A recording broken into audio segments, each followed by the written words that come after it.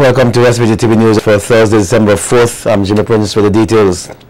Frightening and troubling is how President of the SBG Human Rights Association, Nicole Sylvester, is describing the recent United Nations report on the abuse of women in St. Vincent and the Grenadines. The shadow report was presented to the United Nations Committee on the Elimination of Discrimination Against Women at its 61st session. It states that cultural prejudices against women and the trivialization of violence within relationships have a devastating effect on women's rights, particularly their right to be free from violence. In an interview with SBG TV News, Sylvester said she's also alarmed that females in this country no longer believe that their issues will be sufficiently addressed. Rape seems to be plaguing us, and especially as a woman, more and more there's a high incidence of rape being committed in our society.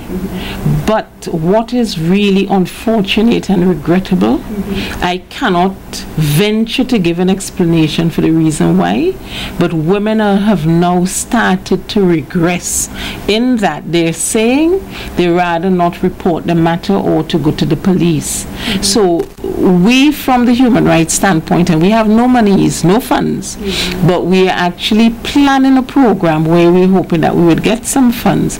That is an issue that we see it's high on our agenda, to get women to continue to break the silence of rape and incest, because it is frightening when you hear women, our Vincentian women, saying it makes no sense to report it. The Human Rights President, who is also a lawyer, believes that women must not muzzle their conscience and should speak up to get their issues dealt with. Need to demand a lot more so that things can get better. You need to demand a lot more, and this has absolutely nothing to do with political party affiliation. It is about your quality of life. It is about your dignity as a human being, and you need to demand it from whoever is in government, because some of the arms and machinery are not as effective as they should be at this point in time. Camden Park resident Raquel Porter is now grieving the death of her son Sylvanus Joey Porter after he was reportedly stabbed by his girlfriend Carissa Cuttle last night at Annesvale. SBGBC caught up with the grieving family at the site where Joey, a 22-year-old laborer, died after receiving 3 fatal stab wounds in his neck, chest and back. The distraught mother told SBG TV News that the couple had a tumultuous relationship and she was very concerned about her son's well-being. Porter tells us how she learned of the murder of her firstborn. I was in the hall last night peeling some plant the fried chips, so I get to come and sell this morning about 5 past around. Somebody come and tell me, "You join mommy?" I say yes. So I say what? She say yes. I start screaming because it's quite a shock. According to Porter, she constantly advised the couple to separate since they were always arguing, but they never listened to her. She said instead the couple decided to move in together at Annesvale where the murder took place. Though she does not know exactly what caused the altercation last evening, the grieving mother said that the couple's latest troubles were brewing since Saturday. I keep telling him to leave her, I keep telling her to leave him, and then they wouldn't leave one another. And they was telling me since Saturday of argument in town and you walk away. And they say even walk away again last night and coming up then. Porter admitted that her son had a troubled past with the law, but was getting himself together with a small business. She sounded a warning to other couples who have troubled relationships to separate, since their fate could also turn deadly. And I hope that this will be an example for the young people out there, you know. If you're in a relationship and the things not working out, walk away. Because when I say walk away, I mean walk away, because they keep fighting and they keep getting back. If you get between them, it's fight, because if we two of them, so you have to just walk away. Try to avoid, because if you walk away, this will be the result of everything. So you have to just walk away, and I pray that it wouldn't happen to nobody else. Share with our son or daughter. I pray it wouldn't happen to nobody else. In more police news, police are investigating a shootout in the Rose Place area last evening. Reports reaching SBG TV News indicate that one of the persons involved in the shooting was grazed by a bullet but was not seriously injured. Still in more police news, businessman Dexter Chance of Layu was reportedly picked up yesterday evening by the police for questioning after he was found in the company of a Venezuelan national who reportedly entered the country illegally. The Venezuelan is expected to appear in court on Friday on an immigration charge. Charles was released from a jail in the BVI after he was extradited there in connection with a drug charge. He was convicted of the charge but was successful in his appeal. He returned home earlier this year as a free man. Prime Minister Dr. Ralph Gonsalves last evening commenced his radio talk show program Ask the Prime Minister with questions from the public on a series of matters. These ranged from the decriminalization of marijuana for medical purposes to the issue of chronic non-communicable diseases and amputations. The program, which was hosted at the National Broadcasting Corporation, was simultaneously broadcast on 2 other radio stations and went on for 2 hours, 1 hour more than its scheduled airtime. In addition to the questions that were called in from members of the public, Prime Minister Gonsalves was also asked to address matters such as housing, juicing, the vulnerable in St. Vincent and the Grenadines, and the WICB West Indies cricket impasse. And I just want to say that somebody asked me if I could mention something, a little preview of the estimates which would go to the Finance Committee on the 16th, the day before we debate the estimates, and will be the total budget for 2015 will be about $969 million, $560,000, I'm rounding the numbers, for current expenditure, about 112 for amortization and sinking fund contribution, and on the capital side of the budget, $296 million, giving you a total of $969 million. It's on the current account, as I indicated last year. 2 years ago, we'll run a deficit on the current account for a short period of time. The debt will begin to fall from 2016. God's willing, we don't have more storms bugging us. Deficit would be less than last year. The Prime Minister says already his decision to host the radio program has paid off in its first airing. We have had indeed excellent number of questions. I will just simply say 1, 2, 3, 4, 5, 6, 7, 8, 9, 10, 11, 12, 13, 14, 15 questions. Yes. And on a wide range of subjects. Better questions than I ever get from the opposition. So thanks very much to the people of St. Vincent and the Grenadines.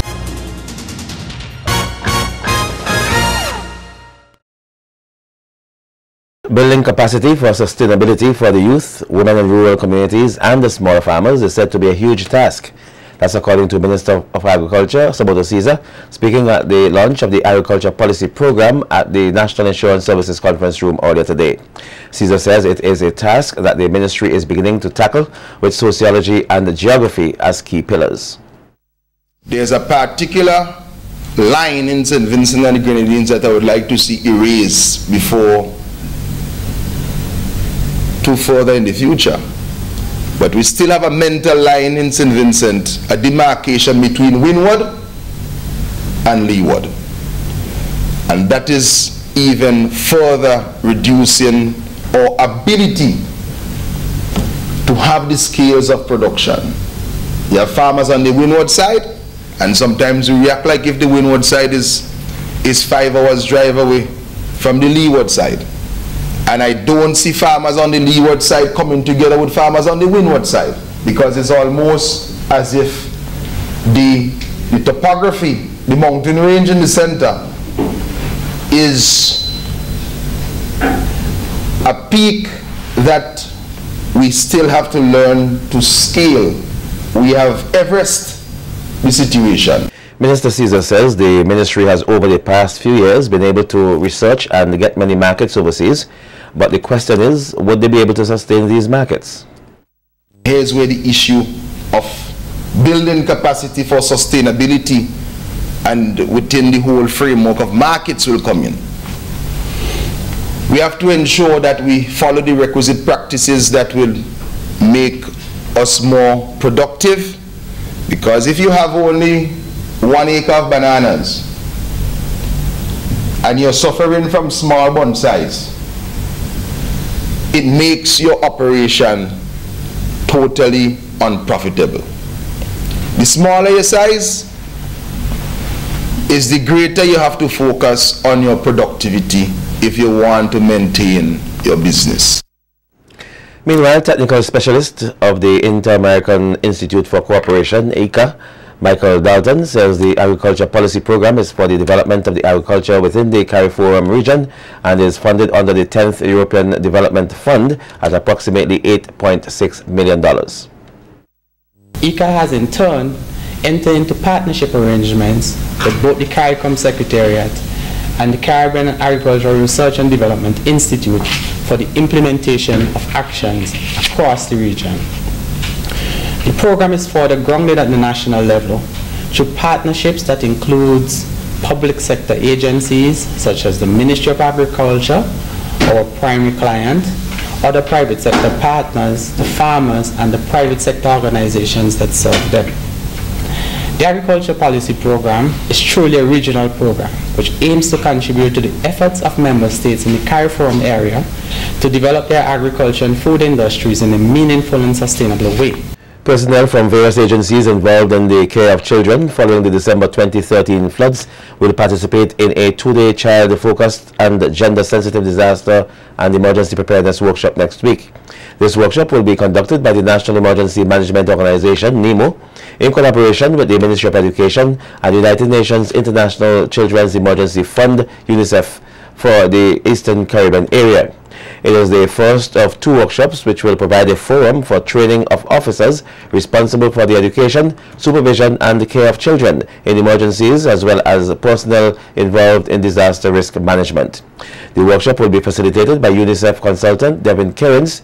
It will also take place at NEMO's conference room during the period December 8th to the 9th, and the opening ceremony will take place on Monday, December 8th from 9 a.m. 26 residents of the Bel-Air Gourmet area were yesterday presented with certificates of participation having completed a nutrition outreach program. Facilitator Wendy Williams says the program comprised 8 weeks of theory and practical sessions. Williams says she is satisfied that learning has taken place since the group gained average scores of 72% on theory and 75% on the practical sessions. The overall goal of the Nutrition Outreach Program was designed to provide the class with knowledge and skills that would equip them to make informed decisions about living healthier lives. The objectives of the program were realized as students learned about the nutritional needs required for adults to maintain good health. Participants' awareness of obesity as a non-communicable disease with risk factors were increased. Students learned about weight management, which involved knowing about their personal body mass index scores and the interpretation of these scores. They also learned about food safety, food portioning, and nutrition label reading. Williams adds that the graduating class, which include one meal, showed zeal and were all very creative and skillful in their meal planning and preparations. However, they had a shortcoming. We are all humans and we will fall at some point. They had a shortcoming in that they failed to integrate some aspects of the theory into the practicals. That's where they went down. One of the participants of the program, Tassian McPhee, thanked the Ministry of Health and the Adult and Continuing Education Unit for hosting the program. McPhee explains that the information gained will not only allow them to live healthier lifestyles, but also help to improve the lives of their families and their friends. The 2 weeks went by with so many interesting theory class, it was time to sign out of the theories to practicals. During our practical classes, we learned how to prepare drinks, desserts, breakfast, lunch, and dinner. In groups of 5 to 6 persons, we were taught how to portion, plate, and garnish our meals. Today, many of us are now able to open our own food establishments and go about sharing our knowledge with others. For this Christmas, the Adamsville Covenant Assembly and the Samaritan's Purse organization are working to ensure that every child feels the love of Jesus by giving them gift boxes and other items. The donations will be made in several communities on mainland St. Vincent and in the northern and southern Grenadines. Pastor Paul Duncan told SBG TV News that due to several discrepancies in the past years, there will be a 2-day training seminar for persons from specified churches who will be involved in the distribution process. Pastor Duncan says Christmas is about the love of God and his great sacrifice, and urges persons to remember the reason for the season. This is our second year running with this program itself to the churches, but we have been distributing these boxes for over 10 years now. First we did so in the schools, but this time around, as last year, we have been doing so to the churches. As you could see, I have a sample gift box here, what it's looking like, and each child from ages 2 to 14 will receive a gift box, will receive a New Testament Bible as well. Every child will receive one of these, and the greatest gift booklet. So it is not just for all the churches. Last year we did the distribution to 65 churches. This year we are working through 56 churches, and it is done through Samaritan's Purse Operation Christmas Child and also the Association of Evangelical Churches in St. Vincent and Grenadines. Meanwhile, on Saturday evening, residents of Georgetown and surrounding communities can expect an entertaining Christmas program at the Chile Playing Field. The event is coordinated by Georgetta Nanton, better known as Auntie G. Nanton says that this event was planned in the spirit of Christmas, with the youths of St. Vincent and the Grenadines in mind, affording them the opportunity to have some good, clean fun. She's encouraging parents and guardians to bring their children out to the event. And I am here because I would like to invite everyone to our family fun day that we are going to have on the 6th of December. That's this Saturday at the Chile Heart Court. It's a day of fun. We are going to have a netball match between the Georgetown Secondary School and also the Sandy Bay Secondary School. We also have dancers. Okay, so yes, we are going to have a raffle on that day, and I know persons are looking forward for the raffle. We are going to be raffling a tablet, and for the second prize, a big teddy bear, and the third prize, it's going to be a basket of sweets, of goodies. Assistant Coordinator Carissa Blucher says there will be also a princess pageant for the children. Okay, we're hoping to start the Miss Christmas pageant around 4 p.m. Hopefully, once everything turns fine, there will be 8 beautiful little princesses participating in this pageant, and persons can expect a very packed show because at that age you're looking forward for a lot of beauty in it, and then also that children are going to be anxious to cheer on their favorite person as well as the adults, so you can expect nothing but the best on that afternoon.